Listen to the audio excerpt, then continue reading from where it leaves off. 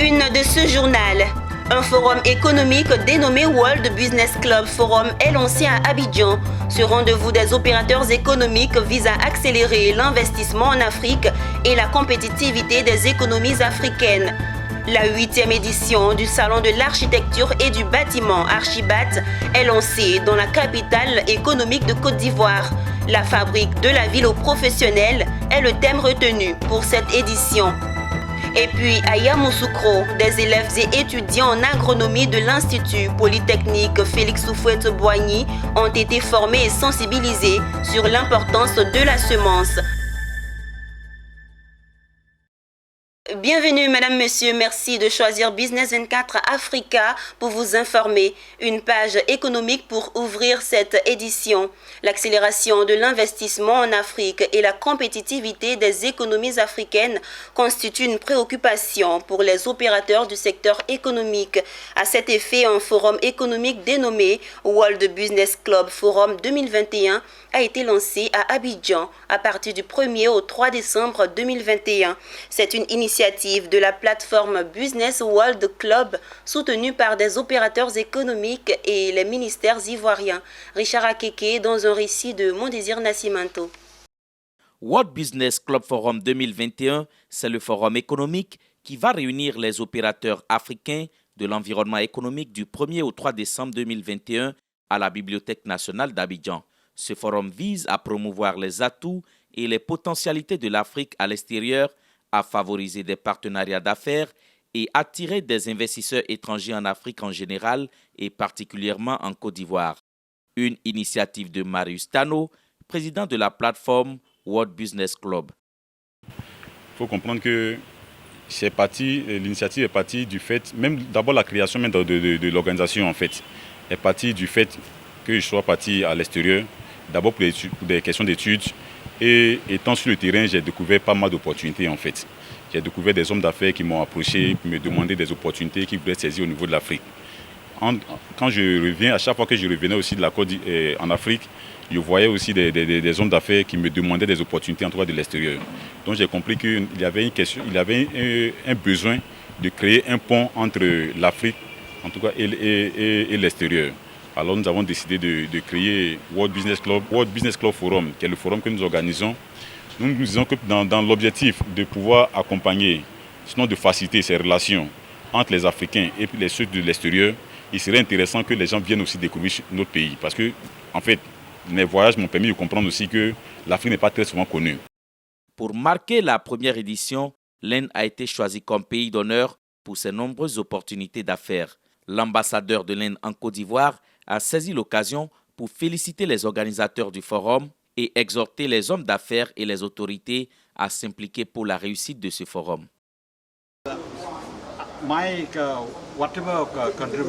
Personne ne peut accomplir à tout seul un événement pareil. Donc ce qu'il faut, c'est une personne et d'autres personnes qui peuvent se mettre ensemble afin de collaborer et de permettre à ce qu'un événement de cette taille-là puisse atteindre ses objectifs. Donc c'est vraiment important de savoir que ce n'est pas une seule personne, c'est plusieurs personnes ensemble qui se mettent ensemble, qui arrivent à pouvoir atteindre leurs objectifs. World Business Club est une plateforme qui évolue dans l'intermédiation d'affaires en facilitant les mises en relation des hommes d'affaires de l'Afrique. La première édition de ce forum est soutenue de près par plusieurs autorités administratives et opérateurs économiques. On l'annonçait en titre. La 8e édition du Salon de l'architecture du bâtiment se déroulera au Sofitel Hôtel Ivoire d'Abidjan du 8 au 11 décembre prochain. La fabrique de la ville aux professionnels est le thème retenu pour l'édition 2021 du Salon Archibat. L'annonce a été faite au cours d'une conférence de presse tenue par les organisateurs et c'était dans les locaux du siège du Conseil national de l'Ordre des architectes de Côte d'Ivoire. Daniel Kodjo et Richard Akeke. Nous sommes au Conseil national des architectes de Côte d'Ivoire. L'amphithéâtre sert de cadre pour le lancement du Salon de l'architecture et du bâtiment Archibat. L'événement se tiendra du 8 au 11 décembre 2021 au Sofitel Hôtel Ivoire d'Abidjan autour du thème « La fabrique de la ville aux professionnels ». L'Ordre des architectes a proposé, autour de ce thème central, d'organiser les événements scientifiques autour de 6 moments forts. Le premier, c'est un sous-thème, c'est le thème d'entrée, qui est la fabrique de la ville, enjeux, processus et acteurs. Nous savons tous que autour de l'art de construire, autour même de la fabrique de la ville, interfèrent différents intérêts, beaucoup d'acteurs. Et donc, c'est le lieu de commencer par une conférence inaugurale qui permettrait donc de poser les questions qui permettent donc de lancer les débats entre les différents acteurs que sont les acteurs politiques, les acteurs sociaux et les acteurs professionnels. Nous avons fait le choix de respecter la tradition dans laquelle s'inscrit Archibac, c'est-à-dire tenir le rendez-vous donné aux acteurs du cadre bâti et aux Ivoiriens tous les 2 ans. Parce que précisément, le salon lui-même participe de la stratégie de résilience des entreprises. C'est une façon pour vous de dire on résiste, de participer à Archibac. Le défi majeur du Salon Archibat 2021 est relatif à la construction de villes résilientes et respectueuses des exigences de durabilité, notamment économiques, sociales et environnementales. À cet effet, le Conseil national de l'Ordre des architectes décide d'éveiller les consciences des décideurs politiques et opérateurs économiques en les invitant à confier les travaux de bâtiments aux professionnels afin d'éviter des catastrophes inutiles. Autrefois, chez nous, la valeur des espaces urbains réside dans la cohérence entre l'habitat et la vie des gens. Ce qu'on ne voit pas aujourd'hui. Depuis près de 3 décennies, le milieu urbain s'est transformé. Ces transformations socio-économiques ont produit des transformations urbanistiques importantes, jugées souvent anarchiques. En fait, chaque aspect de ces transformations, les rues, les bâtiments et autres, s'est produit souvent sans les vrais acteurs du cadre bâti que sont tous les professionnels de la réalisation de la ville. Il en résulte trop fréquemment des spectacles étonnants, impensables, dont les plus marquants sont les inondations et les effondrements des bâtiments. Trouver des solutions adaptées aujourd'hui, c'est rechercher une nouvelle cohérence des actions dans les conditions actuelles d'existence, en relation avec les bonnes pratiques.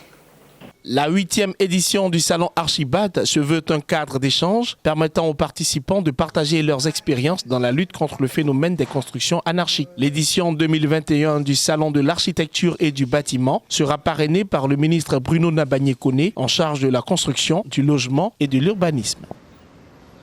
Il est inimaginable d'envisager le développement de l'agriculture économique sans la disponibilité des semences de qualité.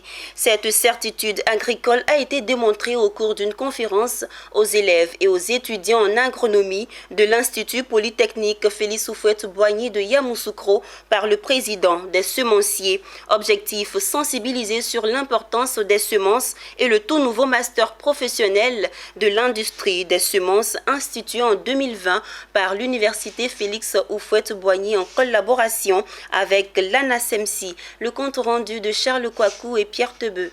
Face aux élèves et étudiants en agronomie de l'Institut Polytechnique Houphouët-Boigny de Yamoussoukro, Dibi Aziz Léopold. Il est le président de l'ANASEMSI, l'association ivoirienne des semenciers de Côte d'Ivoire. La rencontre a permis à Dibi Aziz Léopold de démontrer aux étudiants que la semence est un élément stratégique des systèmes de production agricole. Car sans semence de qualité et adaptée aux évolutions des contextes pédoclimatiques, les performances agricoles seraient compromises. De ce fait, c'est le semencier qui trace la voie du développement agricole. 4 heures durant, les étudiants ont été édifiés sur la production des semences, la récolte et la préparation, la qualité des semences, la commercialisation et la gestion des entreprises semencières, ainsi que les aspects nationaux et internationaux de la distribution. C'est convaincu que le développement de l'agriculture ivoirienne dépend en grande partie de la disponibilité et de la bonne utilisation des semences de qualité que les étudiants sont sortis. Ils ont aussi eu la certitude que le secteur semencier est un secteur fiable avec un vivier d'emplois certain au regard des différents maillons de la chaîne des valeurs qui demeurent des métiers à professionnaliser en Côte d'Ivoire. Je retiens que s'il n'y a pas de semences, on ne peut pas produire. Voilà, donc la semence est déjà le centre. Et à côté de cela, il y a également la qualité de la semence qui est assez importante. Parce que c'est vrai, tu peux avoir la semence, mais si la qualité n'est pas bonne, du coup, tu peux pas avoir une bonne... L'autre bonne nouvelle apportée par Dibi Aziz Léopold aux futurs décideurs du secteur agricole, le master professionnel en industrie des semences institué en 2020 par l'université Félix Houphouët-Boigny en association avec l'ANASEMSI. Le conférencier a indiqué qu'il a pour objet d'apporter une réponse au déficit de formation professionnelle dans ce secteur. Toute chose qui aura pour impact de fournir un capital humain qualifié dans les questions semencières afin d'assurer la sécurité alimentaire de la Côte d'Ivoire et de la sous-région. Et nous venons d'obtenir, avec l'université Félix Houphouët-Boigny, la création d'un master professionnel en industrie des semences. Et nous pensons que c'est l'élément important pour pouvoir créer, développer les capacités pour engendrer un capital humain. Nous pensons que si l'administration sémencière, il y a les cadres, le système sémencier qui a les cadres, le développement se met en place. Ils sont venus parler aux jeunes pour leur dire voilà l'opportunité qu'il y a, c'est leur génération, c'est pour eux. Et que nous comptons énormément sur eux pour que la Côte d'Ivoire soit un pays développé.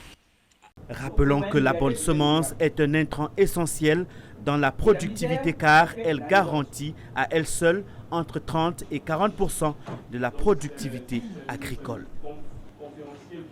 À Bingerville, une bibliothèque et une cantine ont été offertes au groupe scolaire d'Abata ce mardi 15 juin. L'initiative est de l'ONG au service du livre de la mairie de Bingerville et du groupe Saphir. Philippe Zabo, Lignon Gilbert et Walter Kofi nous font le point.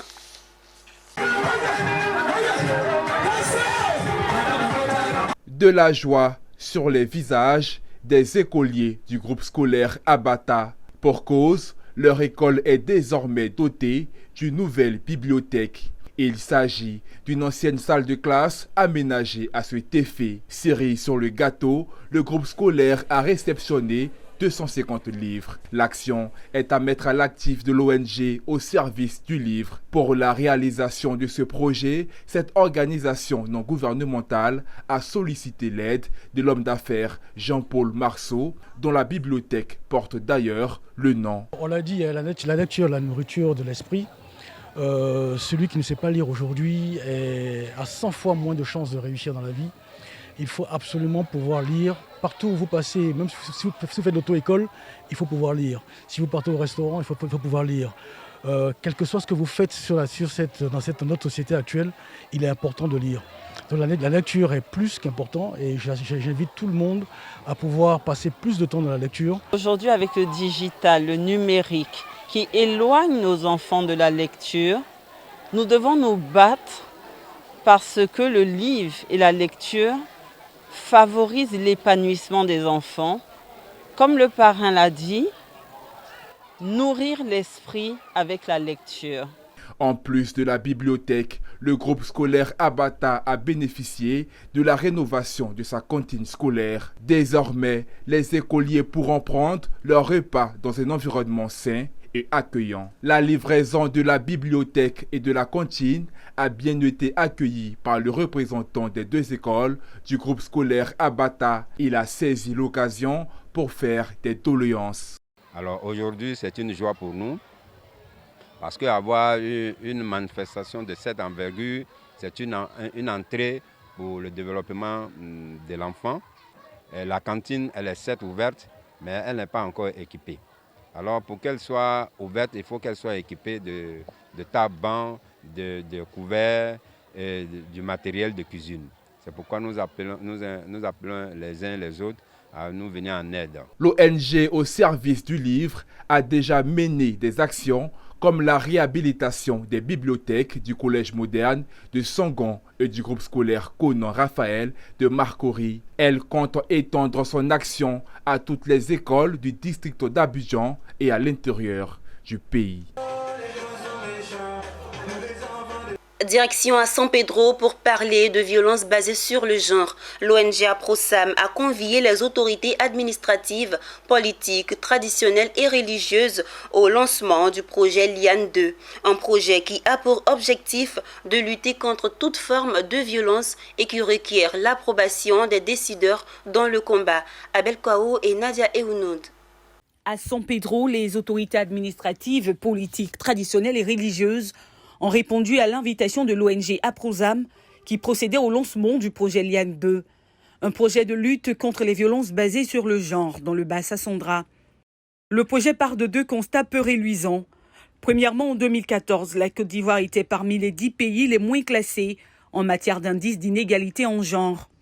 Depuis, le pays s'est inscrit dans une démarche d'amélioration à travers l'adoption d'un document de stratégie nationale de lutte contre les violences basées sur le genre. Deuxièmement, à San Pedro, la prise en charge des victimes est un problème, faute de moyens et d'infrastructures d'accueil, ainsi de prise de conscience des décideurs locaux, qui sont les leaders communautaires. Pour le projet Liane 2, il s'agit de les impliquer à la réussite du projet afin qu'ils se l'approprient. Ici, le projet Liane 2 est un projet sur la thématique des violences basées sur le genre. C'est un projet innovateur pour la région de San Pedro et c'est un projet qui va nous permettre de faire un état des lieux des violences basées sur le genre au niveau du département de San Pedro et du département de Tabou. Donc l'objectif de ce projet est de réduire à court terme et à moyen terme. D'abord à court terme, c'est de réduire les violences basées sur le genre et à moyen terme, de réduire la pauvreté au niveau des départements du département de San Pedro et de Tabou. Après donc San Pedro, l'ONG APROSAM et son partenaire, l'Union européenne, ont mis le cap sur la ville voisine de Tabou. La salle des fêtes de l'église catholique Saint-Louis de Tabou, qui a accueilli la dite cérémonie en présence des autorités préfectorales, les élus, les chefs des communautés et les guides religieux. Ici aussi, le projet Liane 2 a été présenté, ainsi ses objectifs, l'adhésion de tous dans son exécution. Le curé de la paroisse Saint-Louis de Tabou, le révérend père Thomas Nemlin, a non seulement dit merci à Dan Kofi Desibrou, directrice exécutive de l'ONG APROSAM pour cette initiative, mais émis également le souhait de voir ce projet s'implanter dans nos communautés parce que selon lui, il y a des éléments qui peuvent contribuer à éradiquer ce fléau et à la prise en charge des victimes. Pour Dr Kwame Nzi Christiane, représentant Dr Mian Moïse, le directeur départemental de la santé de Tabou, ces violences créent des troubles psychiques et physiques. Donc il faut dénoncer les bourreaux des victimes des VBG pour que ça cesse. L'ONG APROSAM a fait des plaidoyers en direction des principales parties prenantes et détenteurs de pouvoir dans les départements de San Pedro et Tabou pour une véritable prise en charge médicale des cas de violences basées sur le genre, en termes de délivrance gratuite de certificats médicaux et de disponibilité de ressources financières pour honorer les ordonnances. Mesdames, Messieurs, c'est la fin de ce journal. Nous vous disons merci de nous avoir suivis. Bonne suite de programmes sur Business 24 Africa.